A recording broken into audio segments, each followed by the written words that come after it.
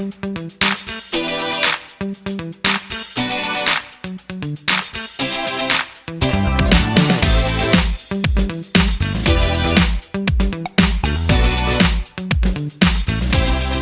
वालेकुम dear students, हसूलेन की एक और वीडियो में खुशामदीद।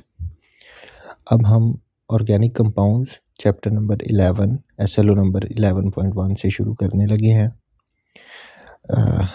इस चैप्टर में हमने ऑर्गेनिक केमिस्ट्री स्टार्ट करनी है। तो सबसे पहले अगर हम बात करें ऑर्गेनिक केमिस्ट्री होती क्या है, तो organic chemistry is basically the study of organic compounds. ठीक है, ऑर्गेनिक कंपाउंड्स कौन से होते हैं? ऑर्गेनिक कंपाउंड वो कंपाउंड होते हैं, organic compounds are the compounds that consist of carbon, hydrogen, oxygen and their derivatives. ठीक है, तो ऑर्गेनिक कंपाउंड्स कौन से हो गए, यानी कि कार्बन, हाइड्रोजन, ऑक्सीजन या इनके डेरिवेटिव जिसमें नाइट्रोजन ऐड हो सकती है, सल्फ़र ऐड हो सकता है, ठीक है, या अदर कंपाउंड्स अगर उनके साथ ट्रेसेस में पाए जाते हैं सच एज हैलोजेंस जिसमें क्लोरीन, फ्लोरीन, ब्रोमीन, आयोडीन वगैरह आ जाती है, तो इनकी स्टडी को हम कहते हैं कि these are organic compounds. Okay, तो SLO नंबर 11.1.1 में हमारे पास discuss the general characteristics of organic compounds. कि ऑर्गेनिक कंपाउंड्स की अगर हम जनरल करैक्टरिस्टिक्स की बात करें तो उसमें हमारे पास सबसे पहले सोर्स है कि ऑर्गेनिक कंपाउंड्स हमें मिलते कहाँ से हैं, what are the sources of organic compounds. So organic compounds are obtained from living things, animals and plants and minerals, right. तो ऑर्गेनिक कंपाउंड्स हमें कहाँ से मिलते हैं? नंबर 1, लिविंग थिंग से मिलते हैं, बिकॉज उनके नाम में ऑर्गेनिक लगा हुआ है। सो ऑर्गेनिक दैट मीन्स के लिविंग थिंग्स हो गई, ठीक है। एंड मिनरल्स भी कहाँ से आते हैं? Living things that have been died for over a millennia, उनको जो है वो ज़मीन and they are buried underground, ज़मीन के नीचे दफन हो चुके हैं और इतनी देर से दफन हो चुके हैं और ज़मीन की हाई टेम्परेचर और हाई प्रेशर की वजह से वो डिकम्पोज हो के फॉसिल फ्यूल बन चुके हैं, जिसमें कोयला है, कोल है, पेट्रोलियम है, गैस है, ठीक है, वगैरह वगैरह। तो ऑर्गेनिक कंपाउंड सबसे पहले सोर्स में आगे हमारे क्या हमें मिलते कहाँ से हैं? Composition. Carbon is the key element of all organic compounds. कोई भी ऑर्गेनिक कंपाउंड देख लें तो उसमें सबसे जो बेसिक फंडामेंटल सेंट्रल एटम होगा वो हमें कार्बन का मिलेगा। चाहे हम स्मॉलर से स्मॉलर की बात कर लें जिसमें हमारे पास मीथेन आती है, मीथेन गैस जो कि घरों में सुई गैस आती है, नेचुरल गैस आती है, उसके अंदर भी 85% जो है वो मीथेन होती है।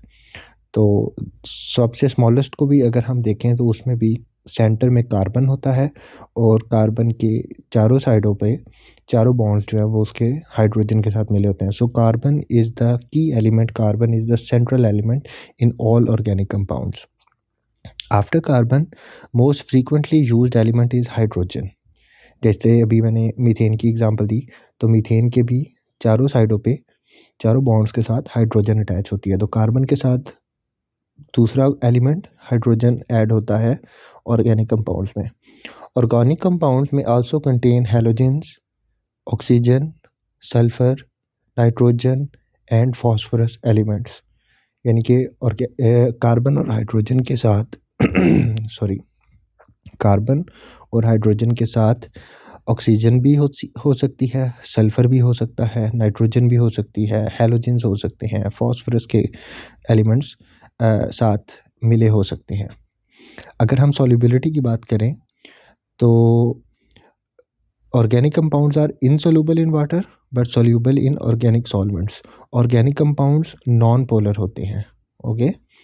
तो नॉन पोलर होने की वजह से नॉन पोलर कंपाउंड्स कभी भी पोलर कंपाउंड में सॉल्व नहीं हो सकते। Non polar compounds always dissolve in और solve themselves in non polar compounds, और पोलर जो है वो पोलर में डिसॉल्व होते हैं। तो water being a polar substance and organic compound being non polar, they can not be dissolve into each other, ठीक है। मेल्टिंग एंड बॉइलिंग पॉइंट्स की अगर बात करें, as covalent bond is weaker than ionic bond, so organic compounds have lower melting and boiling points. covalent bond strong नहीं होती, weak होती है as compare to ionic bonding, right? Ionic bonding में complete transfer of electrons होता है ना, तो इस वजह से वो स्ट्रॉन्ग बॉन्डिंग होती है, जबकि कोवलेंट बॉन्डिंग में इलेक्ट्रॉन्स की शेयरिंग हो रही होती है, that is why it is weaker. तो वीक होने की वजह से मेल्टिंग और बॉइलिंग पॉइंट्स जो हैं वो लो होते हैं ऑर्गेनिक कंपाउंड्स के। दैट मीन्स के they break down easily, right? अगर हम रेट ऑफ रिएक्टिविटी की बात करें तो rate of reactivity of organic compound is very slow and need specific conditions. Organic compounds को रिएक्ट करने के लिए बहुत ख़ास किस्म की कंडीशंस चाहिए, सच एज़ हाई प्रेशर चाहिए, हाई टेम्परेचर चाहिए, फिर ही जाके या उनको कोई एक स्ट्रॉन्ग कैटलिस्ट की ज़रूरत होती है in order for them to break down और start a reaction. Electrical conductivity की अगर हम बात करें, organic compounds are non conductors of electricity because they consist of covalent molecules. अब उनमें जो ऑर्गेनिक कंपाउंड्स में जो बॉन्डिंग होती है वो कोवेलेंट बॉन्डिंग होती है, और कोवेलेंट बॉन्डिंग होने की वजह से उनकी कंडक्टिविटी जो है वो कम हो जाती है, ठीक है? तो इस वजह से वो नॉन कंडक्टिव होते हैं। दैट मीन्स कि electricity can not pass through organic compounds. Combustion की अगर हम बात करें, all organic compounds are more combustible and burn in air due to high percentage of carbon. Carbon आपको पता है, आपने एक्सपेरिमेंट भी किया है, नेचुरली लाइफ में आप डेली देखते हैं कि कोई भी कार्बन के का कंपाउंड है तो उसको बहुत जल्दी आग लग जाती है। गैस को ऑन करें, लाइटर पास करें, मैचिस के साथ आग लगाएं, फौरी तौर पर जल जाती है। पेट्रोलियम है, आग लग जाती है। कोयला है, लकड़ी है, आग लग जाती है। तो कार्बन का कोई भी कंपाउंड हो, इवन शापर को भी आग लगाएं तो शापर के अंदर भी जो होता है प्लास्टिक होता है वो भी कार्बन की कंपोजिशन होती है, तो उसको आग जो है वो बड़ी आसानी के साथ बड़ी जल्दी से लग जाती है। पेपर को आग लगाएं, लग जाती है। क्यों? क्योंकि everything, all of these are made up of carbon, and carbon जो है वो उसकी कंबस्टिबिलिटी बहुत ज़्यादा होती है। तो that is why organic compounds, चूँकि की एलिमेंट ही उसमें कार्बन है, तो इस वजह से उसको बहुत जल्दी और बहुत आसानी से आग लग जाती है। स्टेबिलिटी की अगर बात करें, they are less stable on high temperatures as compare to inorganic compounds. जिस तरह अभी मैंने बात की कि इनको रिएक्शन करने के लिए एक स्पेसिफिक कंडीशन चाहिए, और उन स्पेसिफिक कंडीशंस में टेम्परेचर जो है वो एक की रोल प्ले करता है।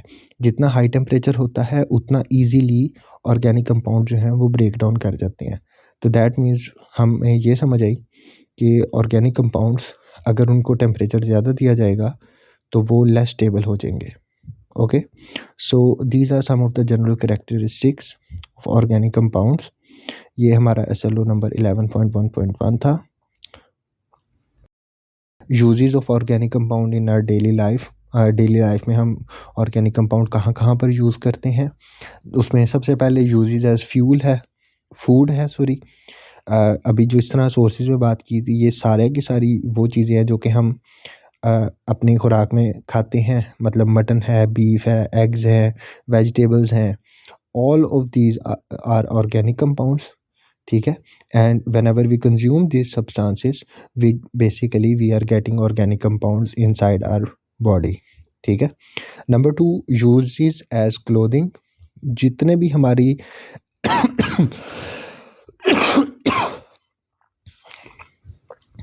Number 2, uses as clothing. जितनी भी हमारी क्लोथिंग है, चाहे वो नेचुरल है या सिंथेटिक है, these are made from organic compounds. Natural मतलब यानी कि अगर आप कॉटन की शर्ट्स पहनते हैं, कॉटन के कपड़े पहनते हैं, तो cotton is basically organic compound, ठीक है? इसी तरह सिल्क है, सिल्क जो है वो भी सिल्क का कीड़ा होता है, वो प्रोड्यूस करता है। Silk is also an organic compound. Wool, wool you get from sheeps, ठीक है? तो वो भी ऑर्गेनिक कंपाउंड होती है। इसी तरह जो सिंथेटिक क्लोथिंग होती है जिसमें पॉलिएस्टर आ जाता है, नायलॉन आ जाता है, जूती वगैरह बनती है, जैकेट्स वगैरह बनती हैं, ठीक है? ये भी कहाँ से बनती हैं? ऑर्गेनिक कंपाउंड से बनाई जाती हैं। देन यूजेस एज फ्यूल, आप कार्स हैं, बाइक्स हैं, ठीक है? एरोप्लेन है, रॉकेट्स है, सारा कुछ है, जितना भी फ्यूल है वो सारे का सारा ऑर्गेनिक कंपाउंड होता है, ठीक है? इसी तरह घर में जो गैस आ रही है, नेचुरल गैस या सिलेंडर्स में गैस है which you use to for cooking purposes, ठीक है? ये सारी के सारा फ्यूल जो है ऑर्गेनिक कंपाउंड होते हैं।